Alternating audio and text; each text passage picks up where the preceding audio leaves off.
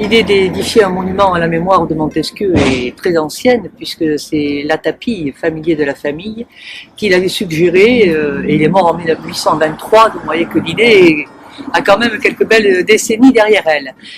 Au niveau des archives municipales, on en trouve une première trace dans les années 1890, avec pas mal de problèmes. D'abord, quant au choix du positionnement du monument dans la commune. Il était question de l'édifier face à l'entrée principale de l'église, puisque les ancêtres de Montesquieu sont enterrés derrière le maître-autel. Et puis on s'est très vite rendu compte que ce serait impossible compte tenu de la circulation qu'il y avait déjà à l'époque. Ensuite, on avait prévu de faire un appel à architecte, bien entendu, et tout le monde était d'accord quant au choix de l'architecte, le matériau, le dossier était complètement bouclé.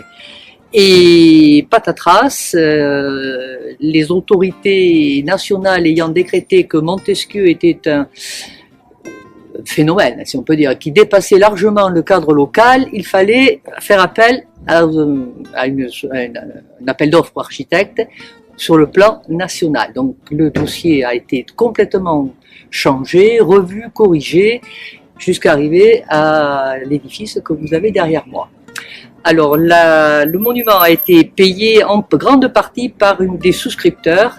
Il y avait des souscripteurs brédois, mon grand-père a donné 25 francs par exemple, nationaux, on sait que le président de la République de l'époque a donné 1000 francs, internationaux, puisqu'on a aussi le roi de Suède qui a participé.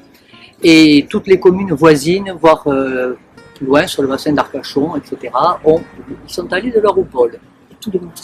Le problème pour les Brédois, le conseil municipal, ils ne se sont pas cassé la tête. La liste des souscripteurs, ils ont classé par ordre alphabétique. Alors le président de la République se trouve au milieu de bons Brédois.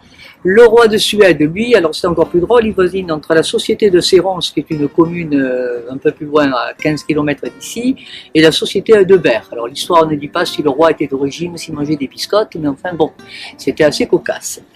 Ce jour-là, on a mis les petits plats dans les grands pour leur servir un menu superbe. Là, il est là. Avec quand même plus de 12 vins pour l'accompagner. Et 1, 2, 3, 4, 5 alcools digestifs, rhum, etc. Il faut savoir que c'était quand même le 31 juillet, l'inauguration, qu'il faisait très chaud. Et que le menu, disons, hors d'œuvre varié, homard mayonnaise, riz de veau financière, dindon rôti aux haricots verts, parfait de foie gras truffé, salade de saison, fromage varié, corbeille de fruits, petit four, c'était quand même assez lourd pour un 31 juillet. Alors, je ne sais pas si c'est le fait que le foie gras truffé venait en fin de menu et le homard mayonnaise au début, mais enfin, il est sûr qu'ils sont sortis de table avec l'estomac bien rempli, mais surtout qu'ils ont été affreusement malades dans la soirée et le lendemain, parce que la mayonnaise avait un peu tourné. Voilà.